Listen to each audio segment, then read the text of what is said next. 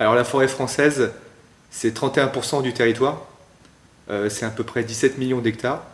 C'est une ressource en croissance depuis 200 ans, de manière continue. La forêt a doublé en surface. En 30 ans, elle a fait plus de 20%. C'est une forêt qui est essentiellement feuillue, alors que le marché demande du résineux. Donc là, il y a aussi un travail à faire là-dessus.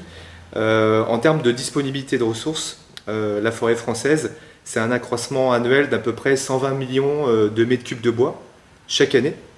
Et si on met en parallèle le taux de prélèvement, on est aux alentours de 66 millions de mètres cubes, soit à peu près 55% de l'accroissement.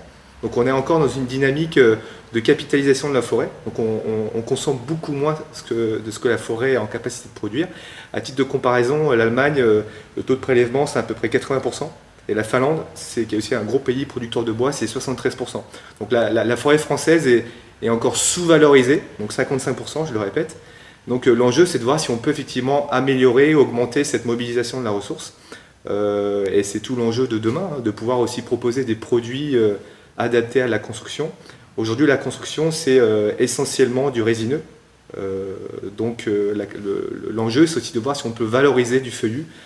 Il faut aussi savoir qu'en termes de gestion forestière, il y a des réglementations.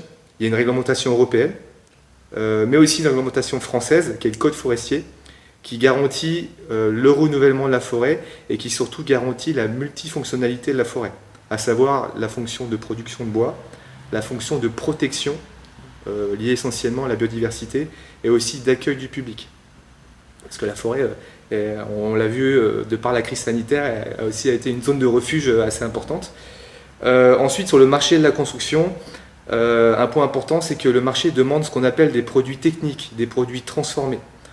Par exemple, on va parler de lamellé collé pour construire des structures poteau-poutre. On va parler de bois massif abouté pour construire de l'ossature bois.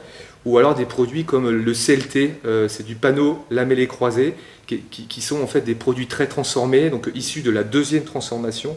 Et l'enjeu, c'est aussi d'avoir une montée en puissance de cette deuxième transformation pour que la production française soit en capacité, au même titre que les germaniques ou les scandinaves, de proposer des produits dits techniques. Dans la profession, on a un label qui s'est créé récemment justement pour accompagner cette dynamique, qui s'appelle Bois de France, tout simplement, qui accompagne les industriels à justement augmenter leur capacité de production, augmenter leur capacité de transformation pour aller vers la deuxième transformation, vers du collage du bois, pour aller vers les produits que j'ai évoqués, et aussi garantir que ces produits bois sont transformés en France et issus d'une ressource française.